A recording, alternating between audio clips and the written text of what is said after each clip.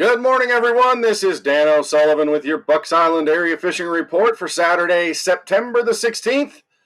Hey, we'll be right back with what Josh, Tom, Lee, and Gentry have to say about fishing on their lakes. Hopefully, they can help you put a few more fish in the boat. We'll be right back with what the guys have to say. Good morning, everyone. This is Dan O'Sullivan with your Bucks Island Area Fishing Report for Saturday, September 16th. We got Gentry Gordy right now. We're going to talk a little Lake Martin and Jordan Lake to keep you guys updated on what's happening. Gentry, where do you want to start? I was able to go up to Martin Dano, so let's give that a go. What's happening over here? Well, I didn't catch a bunch of fish.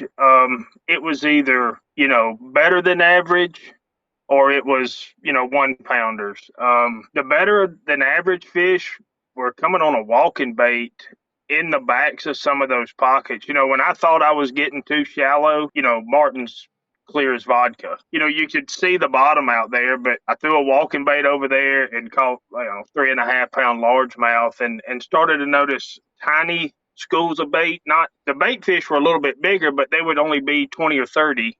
And you could see them push all the way back in the back. And, every now and then you'd see one chase them. So that's kind of what clued me in on that. That was my bigger bite on a top water, and had a couple of swirl on a swim jig, right off a piece of structure, the edge of a dock, but never would commit to it enough to get them hooked up. But if you move out offshore, I use my active target, and it's kind of frustrating because you can see them. You can get over a trash pile with a drop shot or Damiki rig or something. You can see them come out and chase it, but they'll never grab it. It's just they'll get right to it and turn right back down. So I can't do too much of that. I get frustrated and have to go back and throw in a spook or something in shallow water. But had a couple of blow ups on a frog and a buzz bait, but just I don't know if I was up there on a funky day. They were showing themselves, just not committing to it. But it's probably a week or two out if we can get some nicer weather, shorter nights. The longer nights and shorter days. I think Martin's going to pick up good. That sounds good. In the last 30 seconds here, let's talk a little bit about Jordan Lake. What's happening there? I think it's going to be a lot of the same, Dano. If you can find,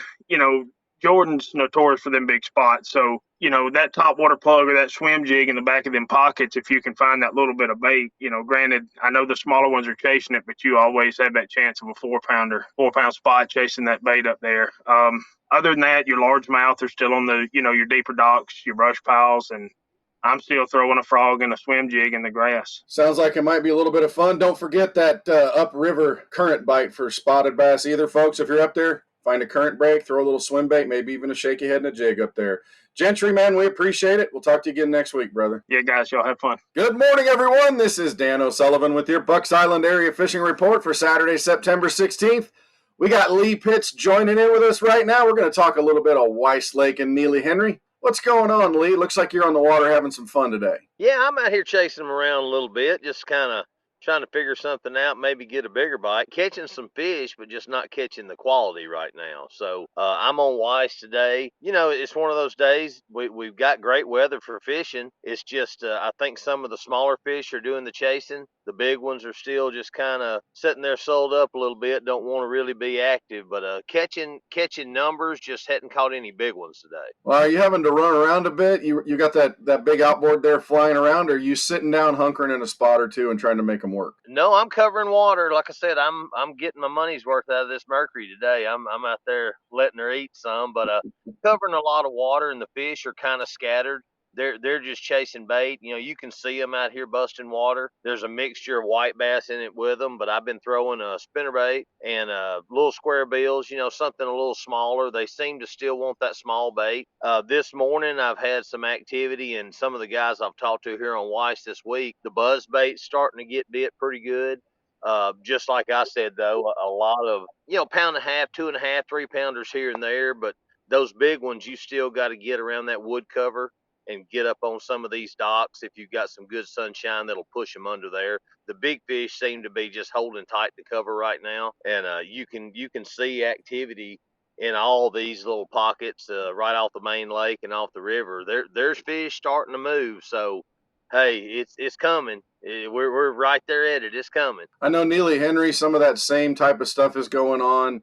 It's not taking big giant weights to do well in tournaments, but still 17, 16, 17 pounds is producing. Let's talk about crappie bite both lakes. These little bit cooler nights, is that having an impact on the crappie yet? It's helping that. I think with this, the daylight kind of shortening up a little bit. They know it. I mean, you can look at some of your plants and some of your grass growing around the house. It's kind of slowed down, so these fish know that this cooler weather's coming. I'm starting to see more fish. I've been at Neely this week more with my crappie fishing and catching some pretty good fish. You can tell on the cover they're not really getting tight to each other yet. They still hate each other.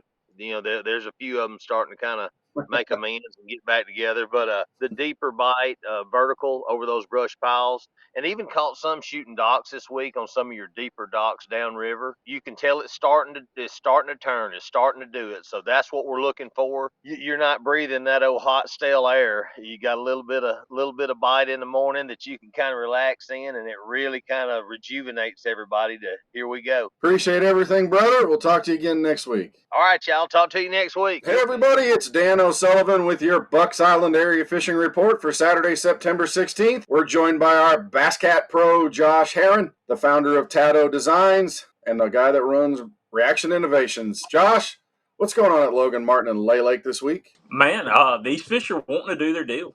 You can tell there's a lot more fish kind of working their way shallow. We're getting a lot of fish that are chasing bait, especially in the mornings and late in the afternoons. And the fish still are they're on that yearling hatch of shad right now. So they're chasing a lot of little bait around. There's a lot of 12 to 14-inch fish schooling in the mornings and afternoons. So that's always a good time. But just in general, there's a lot of fish that are they're creeping up there and they're getting a little shallower and a little shallower. And it has a lot to do with the thermocline right now, too, is really high in the water column. But you can run around in the mornings on Logan. You kind of get back into that walking bait deal. It's kind of firing.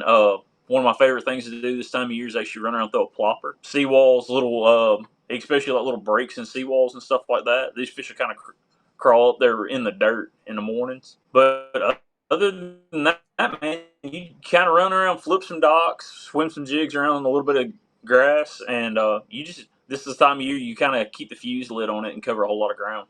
The plopper, do you like the larger, the 130 size, or do you kind of go down maybe the little bit smaller sizes? I like the 110 day to day is pretty much my go-to. If you get a bunch of chop on the water, I like the 130. If it gets really, really slick or you're kind of throwing it around like really target casting, that 90 is a pretty good one. So it's all kind of relative. The more chop you have, the bigger the tail you want. Gotcha. Lay Lake, does the standing timber out there throw a monkey wrench into things with the fish? Are they kind of suspending out there? Can you just go to the bank? Yeah. No, the timber's becoming a bigger factor every single year. The less grass we have on the bank, it seems like the more these fish are relating to timber for longer durations. So I know it's not taking a ton down there. I know the live scope, and I mean there's still guys catching them jerking timber right now, which is pretty odd. Right. But they're kind of doing the same thing. These fish will kind of mound this bait up inside of these timber fields, and they'll just sit there and they'll kind of hang around and wait for the food to swim to them. And they're setting up on it the same way they would like current fish would. They're using the tops of that timber just as kind of ambush points. So you can look around out there and you can see fish in trees everywhere. But there's still a shallow bite to be had. Frog fishing's coming on. Look for a little slop where you can find it. These cooler nights are going to start killing a little bit of this grass, and you kind of get that brown or black scum. And these fish they'll kind of crawl up underneath it the same way they will mat. Use it as shade. Josh, as always, brother, man, we appreciate it. Good info. We'll talk to you again next week, man. Good morning, everyone. This is Dan O'Sullivan with your Bucks Island Area Fishing Report for Saturday, September the 16th. Hey, back with no tan lines after his vacation is Tom Ott. Tom, look at you all golden brown, man. What's going on? How do you know there's no tan lines, Dano? Just a guess, just a hunch. Well, I tell you what, we've got a couple of really great things happening right now on Guntersville. We've got some cooler weather, which is really nice on those fishermen. Number two, as Bobby would say, on Thursday we had a new moon, so those 3 days, all that kind of deal. So I think this weekend's a fantastic day to get out. Weekend to get out on the lake, catch you some nice Guntersville bass. What we're seeing out there, we're starting to see a lot of that schooling activity, a lot of those those 14-inch, 2.5 or pound and a half, 3 pound, 4 pound fish starting to really chase a lot of bait. I think right now your best bet's going to be either a small swim bait, and in some cases maybe even an Alabama rig out there on the flats. Chatterbait is also really pulling in some fish, and I've heard some reports of a crankbait, but if you've been out there, the floating grass makes crankbait fishing a little bit tough. But keep in mind that those square bills and things like that, little smaller crankbaits, are really picking up some nice fish. I think that the punch and bite and obviously the frog bite is really starting to pick up, and the more cooler weather we get, the closer that frog bite's going to be to just blowing wide open. I know they're catching a few frogfish here and there. We talked to Tracy last week, who was filling in for you. Schooling bass. One of my favorite new things to do is a spy bait, a 90 size spin bait from Duo Realis. Keep that thing tied on, spin that through the schools, and the fish will eat it. What else is going on? You seeing crappie out there? Is that kind of starting to turn on a little bit more with those longer nights and the cooler weather? Absolutely. The shorter days were really driving that bait to move. So you're starting to see the bait make those long travels back through the causeways and things like that, trying to get back into the bays, and that's just going to increase. As the days get a little bit shorter and we get some cooler nights. But the crappie aren't far behind that, so you can still catch them out there at night around the causeway. But I think, as we start getting into the fall time a little bit more, you're going to start to see those fish get a lot more active, and you're going to catch them more on, your Bobby Garlands and things like that versus a minnow. I know there's probably still a striper bite going on out there, schooling fish, that kind of stuff. So, folks, run around, look for Tom on the water. We'll see you soon, Tom. Hey, guys, y'all be safe. Tight lines out there. Well, that'll do it for our Bucks Island Area Fishing Report for Saturday, September the 16th. Thanks to the guys for everything that they do every week to help us put a few fish in the boat. Don't forget to stop on by Bucks Island. We got that pontoon boat, that bass boat, that runabout that you want. Whether it's aluminum, glass, we got it. Come see Katie, Patrick, and Melissa there. And if you need parts, service, or tackle, don't forget we can help you there too. Thanks for coming to see us. Thanks for spending the time with us. You are the best part of Bucks Island. We appreciate you.